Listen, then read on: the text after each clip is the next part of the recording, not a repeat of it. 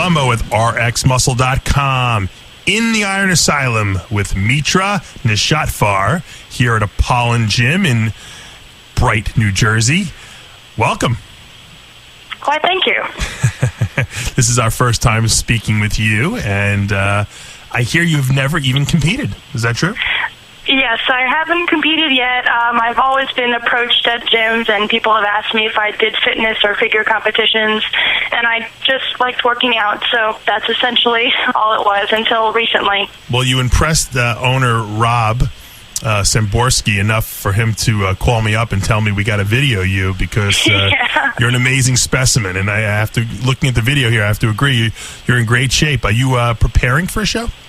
Yes, I have, my first show is going to be in June 27th, and in that particular show, I believe I'll be competing in figure, and from there on forth, I'll probably switch to bodybuilding and try to, pack on just a bit more muscle and see if I can, do any damage in the bodybuilding field. Well, you definitely look very much like a bodybuilder here, so I think you're going to do very well in that field. All right.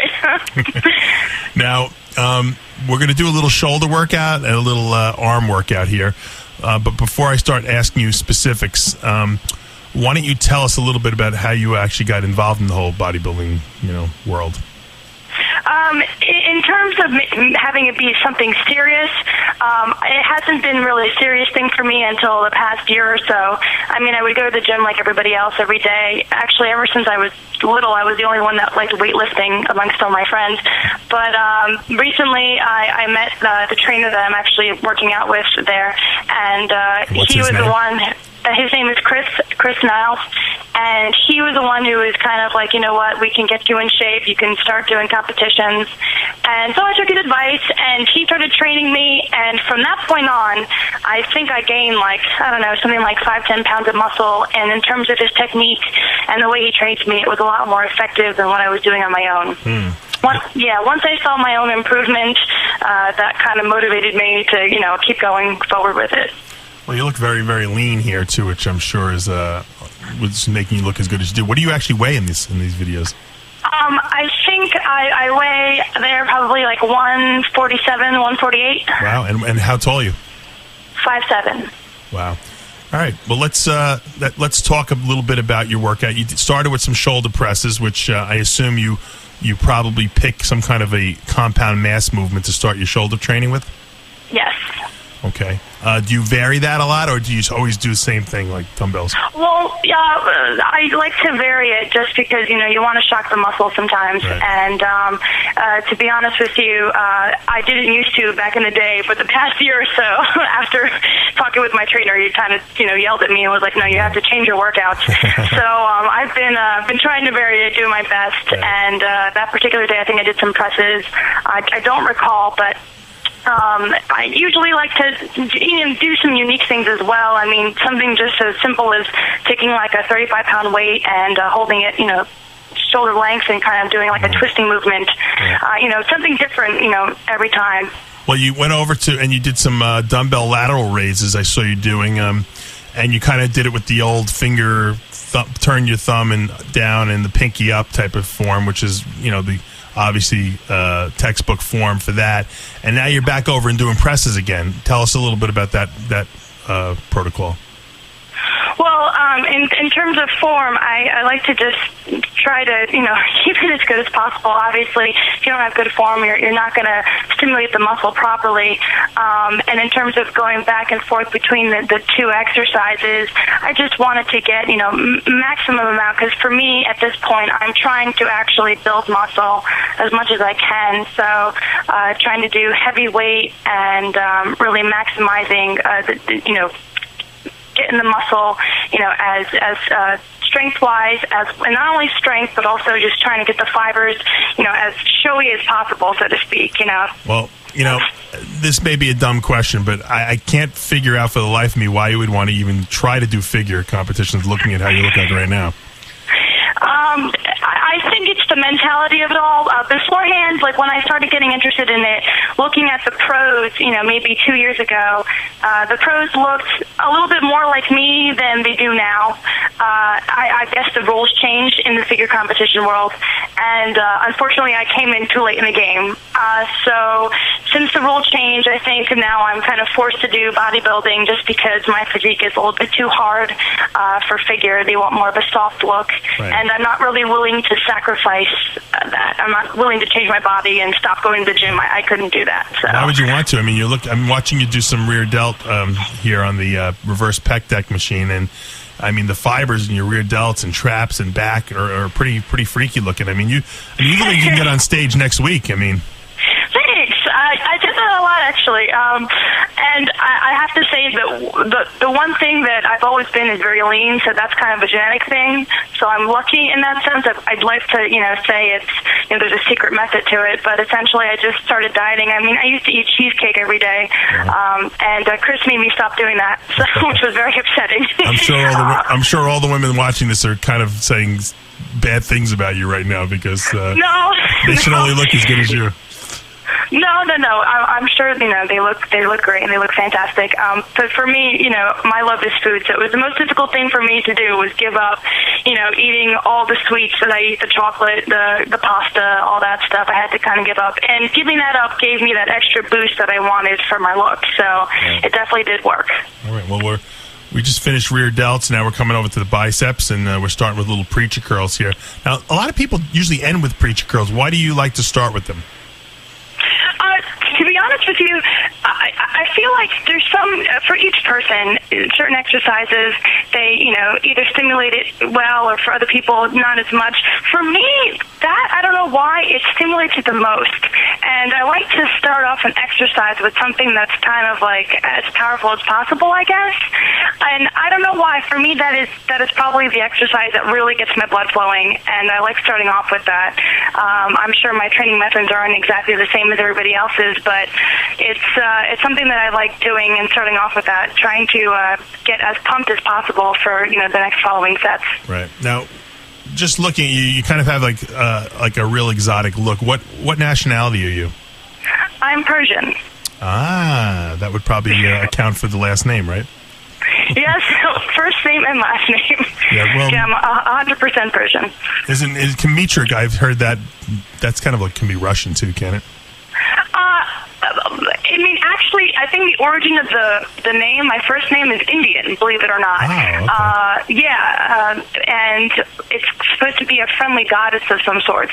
But it's also a Persian name, and a lot of people mistake it for being Greek. Now, I've seen it being a last name in Russian. Right, culture. Maybe that's where I'm confusing it with, yeah, probably. Yeah, that's where I've seen it. I haven't seen too many first names, but last names, Mitra, I've seen that quite often, actually, for a Russian. There's a little historical lesson for us. Sorry about that. Now, why wouldn't you be doing like a show like the Atlantic States, which is in a couple of weeks? I mean, you're in such great shape right now. Why are you waiting all the way to, you think you told me, June 27th? Yes. It's my first show, and I'm very finicky, and I want to look as good as possible. So I just want to make sure everything's perfect. I mean, I haven't really experimented before for a show in terms of dieting, so I want to have a couple weeks to kind of play around with food to see, how, implementing certain foods, how it affects my look. So, you need time for that. And I figure that, June 27th is a good time. Prior to that, to be honest with you, I'm a graduate student, so I had school and everything else to deal with, and I have a full-time job, so it was just a little bit hectic. And now that school's over with, I can kind of train a little bit more seriously. So I thought that date would be the best. It's also a plus that it's in New Jersey, and I'm from New Jersey, so I figured, might as well stay local. Now, you mentioned school. Where do you go to school, and what do you go to school for? I go to school at Rutgers University, and I am in a master's program for developmental biology. Wow. And what do you, so you're studying like embryos and stuff like that? Not yet. We haven't gotten clearance for that just yet. But I mean, my aspirations for the future are, yes, to do some sort of stem cell research. So, yeah. Yeah, cool. Very cool. That's right up our alley over here in the bodybuilding world, that's for sure. Yeah, absolutely. I'm sure you could find you could probably find some local people willing to participate in the study. That would be cool. Have my own little lab in the corner. Make your own monsters in there, right?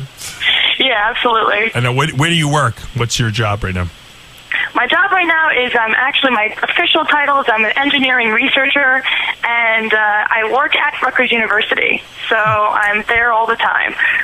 So I work there in the engineering department, and I go to school for biology.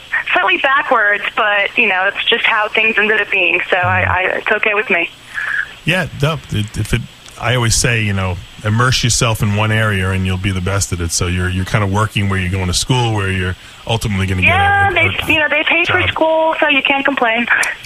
So they also pay for your school, huh? That's great. Yeah, it's a good deal. Yeah, it's a very good deal. Especially when I got out of school, I had like $120,000 in student loans, so I can sympathize with that a lot. I feel bad for you. I'm very sorry. I paid them off though, so that's not so bad. That's good. All right, let's. You just did some bicep curls. Now we're going on to straight bar curls. It looks like you're doing a lot of variation for biceps. Would you like to vary the exercises for a lot of different types of things? Absolutely.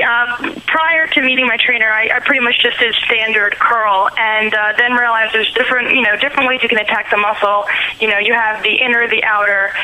So because of that, I want to, attack each portion separately, so I can really emphasize it. Right. And that's why there's at least, I think 3 or 4 different exercises that I do for biceps. Now, you definitely have a bodybuilder's mentality, because a figure girl wouldn't worry about the different angles of the bicep muscle. That's for sure. So, when you first started out training, were you very skinny? Were you muscular by nature? What did you look like? I was muscular by nature. That's always been that way. I grew up as a tomboy and played soccer all my life, did track.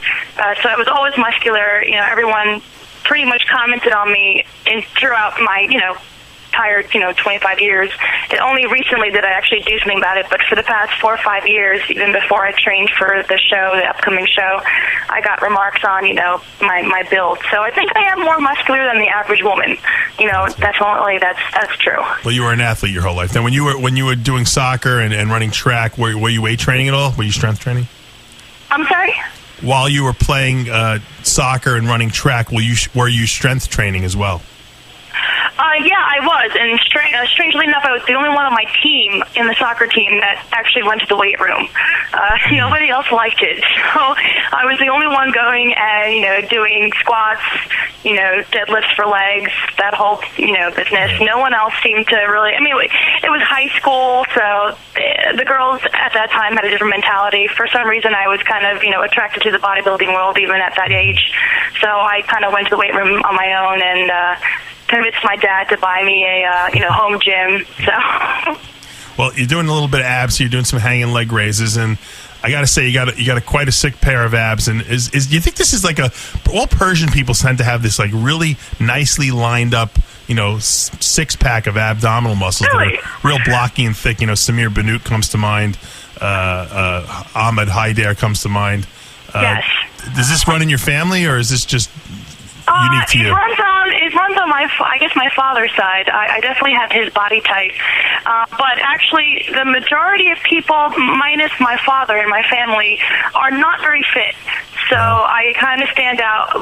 Luckily, I got my dad's genes, but everybody else doesn't really have good abs, I'm going to be honest. Well, you got it, my friend, and I can't wait to see you up on stage, hopefully in 3 weeks from today. I want to thank you, Mitra, for stopping by. For now, I'm Dave Palumbo with Mitra Neshatfar in the Iron Asylum.